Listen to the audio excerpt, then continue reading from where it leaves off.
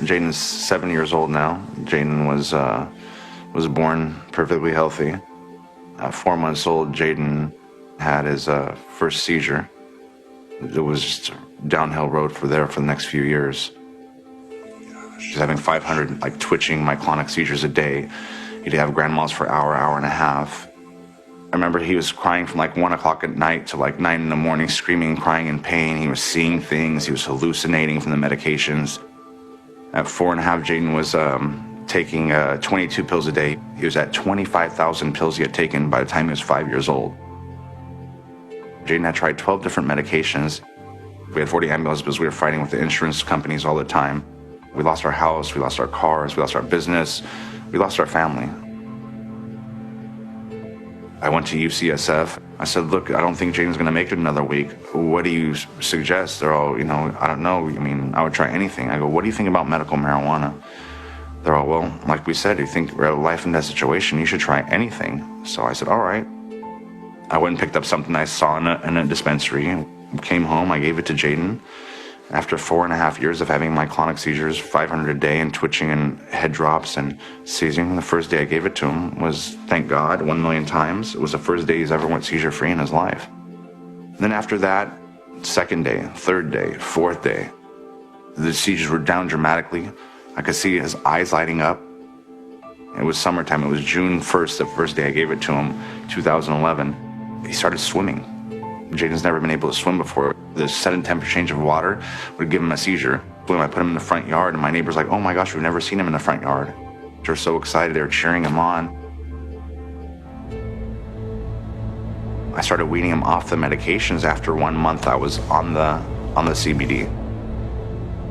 Every time I took him off, he would suffer for 2 weeks and boom, he'd become more human. Then take off another pill, suffer for 2 weeks, boom, become more human. Jayden started chewing. Jayden was only eating Gerber food all the way till he was 5 years old. He started chewing. With taking 25,000 pills, it really wears on your body and brain, so it's kind of recovering more from the medications and from the epilepsy. And we decided to wean off the hardest one, benzodiazepines. He was having tremors, nightmares, brain zaps.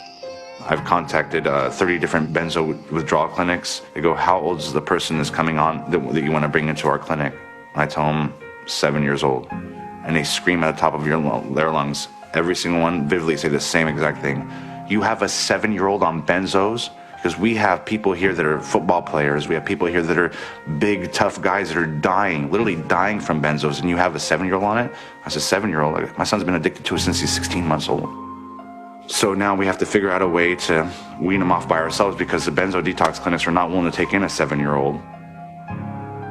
Since we've been using the CBD, it's been doing amazing. It has under 1% THC, so it doesn't give you that euphoria. Second thing is it's abstracted, it's organic. We know the dosaging, the milligrams. We're on the forefront of something huge. It's either you're gonna give up and just let your child be a vegetable and die, or you're gonna sit there and fight. I still haven't met Jayden yet.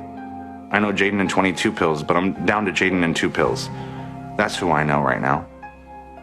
I don't know Jayden, but on medication.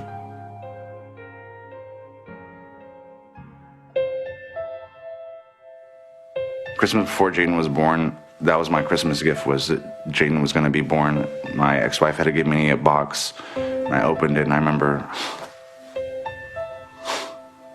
it's a hard one. I remember opening the box and seeing a pregnancy test and saying positive with 2 baby shoes and then having so much expectation, having so much expectation that, you're gonna have your son. As a parent, you're expecting, your child to play football, you're expecting your child to talk, I mean, right now, my number one goal right now is to have my son say, I love you. I mean, people take that for granted.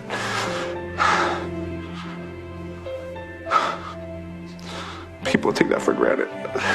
Their kids could talk and say, I love you. That's all I want to hear my son say. But I mean, if I could hear him say that, I'll be more than happy. He said it one time on CNN, I la Lou. He was really close, but I gotta hear it. I mean, if he says that, I've already conquered the world. Seeing your child suffer, there's nothing worse than that. There's no torture worse than that, especially every day.